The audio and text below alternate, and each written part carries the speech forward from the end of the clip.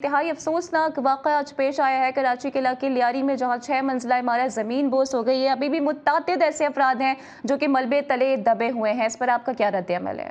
देखिए जी, इसमें रद्द-ए-अमल जानी नुकसान के बाद पहला तो अफसोस ही होता है और दुआ मग़फ़िरत होती है उनके लिए, और हिदायत की दुआ है उनके लिए जिनको खुदा ने इख्तियार दिया है कानून के ज़रिए, आइन के ज़रिए, मगर वो अपना इख्तियार जो है उस पे अमल दरामद करने से गाफिल हैं।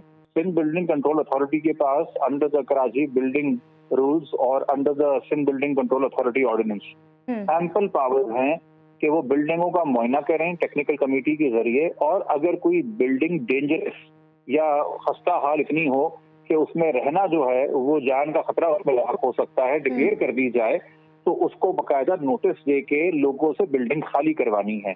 अगर कोई किराएदार या मालिक मकान घर खाली नहीं करता, जो कि अक्सर यहाँ पे लोग जिद करते हैं कि भाई हमारे पास कोई और छत नहीं है, हम कहाँ जाएंगे, तो सिंध बिल्डिंग कंट्रोल अथॉरिटी के पास ये भी इख्तियार है कि उस बिल्डिंग का गैस काट दें, पानी काट दें, बिजली काट दें, ताकि लोगों को डिस्करेज किया जाए। सानहे के हो जाने के बाद अब जाके इस बिल्डिंग की जो गिर चुकी है, गैस के कनेक्शंस और बिजली के कनेक्शंस काटे गए, कनेक्शन वो भी कट गए ना जी, जब बिल्डिंग कट गई है तो। और अगर ये गैस और बिजली और पानी काटने के बाद भी लोग अपनी बिल्डिंग खाली ना करें, तो आप पुलिस को इन्वॉल्व करके लोगों को फिजिकली रिमूव करवा के बिल्डिंग सील कर सकते हैं। इसके अंदर बकायदा हाई कोर्ट के भी फैसले हैं कि जान बचाने की जिम्मेदारी जो सिंध बिल्डिंग कंट्रोल अथॉरिटी पे है वो किसी भी प्रोसीजरल रिक्वायरमेंट से ज्यादा है, मगर हम इन चीजों को लेके गाफिल हैं। सिंध बिल्डिंग कंट्रोल अथॉरिटी एक करप्ट तरीन इदारा है। उनका काम सिर्फ ये देखना कि कौन सी रेजिडेंशियल एरिया में कोई स्कूल खुल गया है तो कमर्शियल एक्टिविटी हो रही है, या कौन से कमर्शियल एरिया में कोई रेजिडेंशियल एक्टिविटी हो रही है, इसके ऊपर वो नोटिस दे के अपनी रिश्वतें बनाते रहते हैं। जहां जाने बचानी है, जहां बिल्डिंगों का मुआयना करना है, वहां कुछ नहीं होता। और इसमें सिंध बिल्डिंग कंट्रोल अकेली नहीं है। अभी 2 हफ्ते नहीं गुजरे हैं, मिलेनियम मॉल में आग लगी है, 3 फ्लोर पूरे के पूरे जल गए, 250 दुकानें और करोड़ों अरबों रुपए का लोगों का नुकसान हो गया।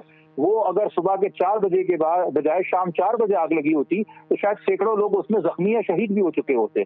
मगर मजाल है कि फैसल कंटोनमेंट बोर्ड जो डिफेंस मिनिस्ट्री के अंदर आता है, उन्होंने उस बिल्डिंग को सील किया हो, या उस बिल्डिंग के अंदर जो कंप्लायंस करवानी है, फायर एग्जिट्स की या वाटर स्प्रिंकलर्स की या फायर एक्सटिंग्विशर की, उस तरफ कोई भी उन्होंने कहते हैं नजर डाली हो, ख्याल दिया हो। मगर वैसे वो आपसे प्रॉपर्टी टैक्स कलेक्ट करने की मद के अंदर जो है लाखों रुपया हर एक बंदे से इंडिविजुअली रिसीव करते हैं।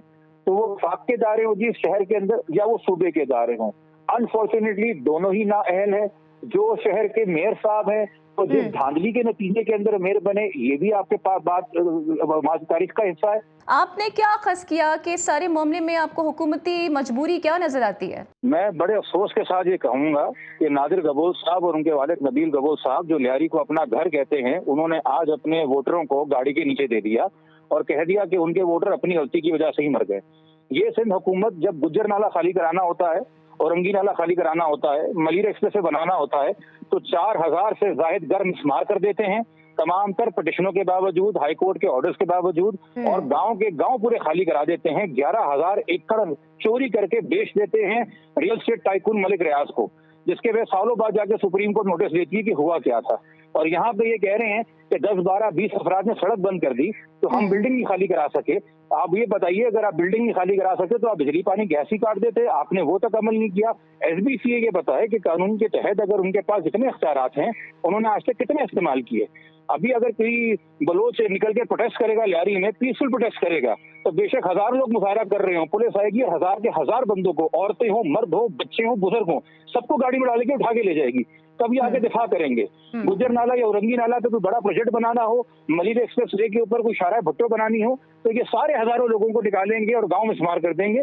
बट यहाँ किसी की जान बचाने के लिए बाय द लॉ एक्ट करना था, तो कहते हैं जी वो प्रोटेस्ट करते तो हम कुछ नहीं कर सके, ये लोग अपनी गलती की वजह से मर गए।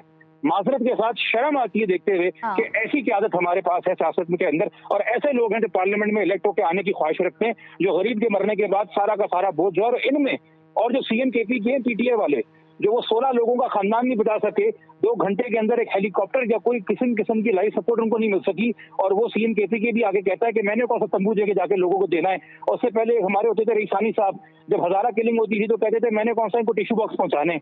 इस तरह की क़यादत, ये पता नहीं कौन सा अजाब है या हमारे कौन से अमाल है जिसका हमसे अभी तक जो है वो अजाला नहीं हो रहा है, और हमारा हिसाब लिया जा रहा है कि ऐसे लोग हम पे मुसल्लत हैं। ये अलग अलग पार्टियों में बैठे हैं, बट बाय नेचर और बाय इंटेंशन नीयत भी और इनके अमाल भी एक ही जैसे हैं। बस नाम इनके अलग अलग है, झंडे अलग अलग है, मगर इन सब के लिए गरीब एक बराबर है और वो मसलने के लिए है। आपको क्या लगता है कि क्या वजह है कि मुतअद्दिद ऑप्शंस होने के बावजूद भी वक्त पर कोई कार्रवाई नहीं की गई, और क्या मैं ये कह सकती हूँ कि अब एसबीसीए से जान छुटाने की हमें ज़रूरत है? देखिए, ये करप्शन, ये गफलत, ये कंप्लेसेंसी तब होती है कि जब वो लोग जो आपकी तैनातियों के जिम्मेदार होते हैं वो खुद अवाम के वोट से नहीं आते और वो खुद धांधली करके आते हैं। इस वक्त मैं एक एमपीए की बात क्या करूंगा, मुल्क का वजीर आजम आज तक लेजिटिमेसी ऑफ इलेक्शन डिफेंड नहीं कर पा रहे 2024 की। सुप्रीम कोर्ट के तमाम तर फैसले आने के बाद सुप्रीम कोर्ट तक नहीं डिफेंड कर पा रही लेजिटिमेसी ऑफ इलेक्शन जो 2024 का हुआ है। ये चीजें आपसे छुपती नहीं, आपके सामने रहती हैं। एसबीसी का मैंने जैसे आपसे कहा, आज अगर आप कोई रेजिडेंशियल एरिया में स्कूल खोल लें जहाँ पे कोई सिक्योरिटी सेफ्टी हैजर्ड ना हो और आप बच्चों को तालीम दे रहे हो, एसबीसीए आपको पूरी करोड़ रुपए की कंस्ट्रक्शन करने देगी।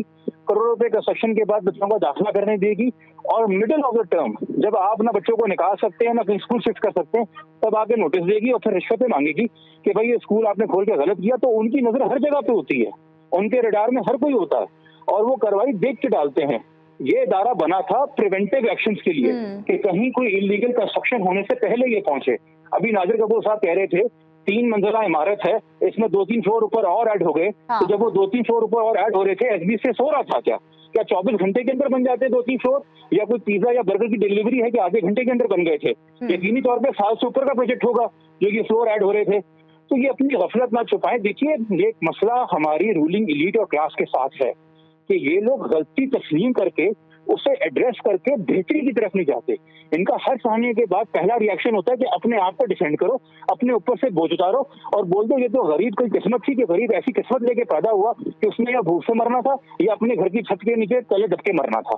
तो जब तक हम इस साइकोलॉजी के साथ रूल करेंगे और ये एक्सेप्ट नहीं करेंगे कि हमारे सिस्टम में फॉल्ट है, हमारे यहाँ करप्शन है, हमारे यहाँ लूप्स हैं, लकूनास हैं, उनको हमें देखना है, उनको हमें एड्रेस करना है, हम तब तक रिफॉर्म तक नहीं पहुंच पाते।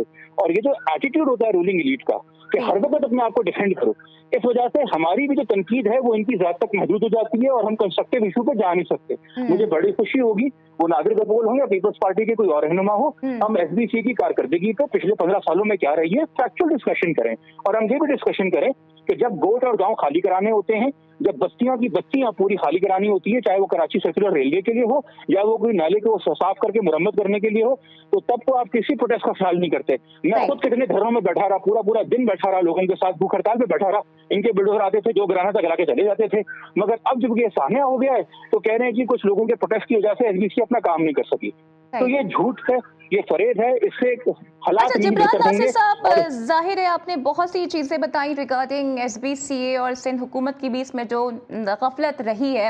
आपको क्या लगता है सर, क्या एसबीसीए का कोई एनुअल ऑडिट वगैरह होता होगा? मेरे ख्याल देखिए, वैसे तो हर डिपार्टमेंट का जो ऑडिट है वो आपके ऑडिटर जनरल करते हैं, मगर वो पैसे की एलोकेशन के हवाले से होता है। इनका जो परफॉर्मेंस ऑडिट है वो तो इनके ऊपर एग्जेक्टिव्स करेंगे ना, वो तो कारकर्दगी वो देखेंगे। अभी भी इसके ऊपर एक कॉल होनी चाहिए इंक्वायरी कि एसबीसी ने कितने एक्शन लिए और अगर कहीं एसबीसी अपनी प्रॉपर पावर्स इस्तेमाल करने में गाफिल रही है कि जैसे अगर इनको डिस्करेज करने के लिए रेजिडेंट्स को इनका बिजली पानी गैस नहीं काटा या पुलिस को इन्वॉल्व नहीं किया, इनसे जबरदस्ती बिल्डिंग खाली नहीं कराई, तो हम ये तो कह सकते हैं ना कि एसबीसीए इनइफेक्टिव साबित हो गई। तो अगर वो इनइफेक्टिव साबित हो गई तब भी एसबीसीए की लीडरशिप को चेंज होने की जरूरत है, क्योंकि हमें तो पब्लिक अथॉरिटीज में वो लोग चाहिए जो writ of the state enforce कर सकें। यहाँ पे क्या कहते हैं सितम जरीसी ये है कि जो कानून के अंदर राइट नहीं होता, वो तो जो आइन में भी राइट नहीं होता, वो तो हुकूमत जाके फौरन इन्फोर्स करती है, और जो कानून के अंदर जिसका जवाब होता है वो इनसे इन्फोर्स कभी नहीं हो पाता। सर, तो आपको क्या लगता है कराची जैसे बड़े शहर में, यहाँ जहाँ बड़ी बड़ी इमारतें मौजूद हैं, रेजिडेंशियल प्लाजाज मौजूद हैं, बिल्डिंग्स की इंस्पेक्शन क्यों नहीं होती है? क्या वजह है इसके पीछे? या फिर मैं यूं कहूँ कि शरीके जुर्म ना होते तो ऑडिट करते, इंस्पेक्शन करते?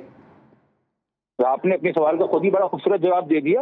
देखिए, हम बैठ के दूसरे के डिफेंस के अंदर जाके कि नहीं उसको बेनिफिट ऑफ द डाउट क्यों दें, जब इतने मास लेवल के ऊपर हमें पता चलता है कि बिल्डिंग डेंजरस है। कभी आरजे मॉल में आग लगती है, कभी मिलेनियम मॉल में आग लगती है, मिलेनियम मॉल में तो शायद ये तीसरी बार आग लगी थी, कभी कोऑपरेटिव मार्केट में आग लगती है, कभी आई चंडीगढ़ के अंदर अल रहीम टावर के अंदर आग लगती है।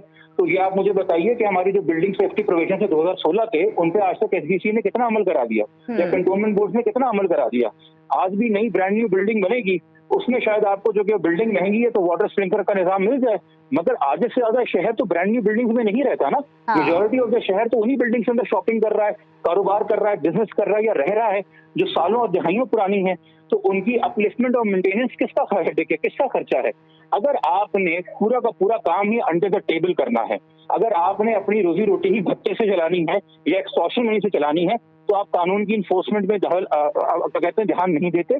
आप इसी तरीके से अपनी पावर को सिर्फ एक्सटॉर्ट करने के लिए लोगों को इस्तेमाल करते हैं, क्योंकि जब आप कानून पर अमल ठीक है। दरामद करेंगे तो आपका कोई ब्लैक मनी वाली कमाई होगी नहीं, इसलिए इनका उस तरफ इंटरेस्ट आता नहीं है। माजरत के साथ मैं तो इस नतीजे पे अपने सारे तजुर्बे के बाद पहुंचा हूं कि अब इन लोगों को बेनिफिट ऑफ द डाउट मजीद नहीं दिया जा सकता, इनकी बदनीयती को कॉल आउट करना पड़ेगा।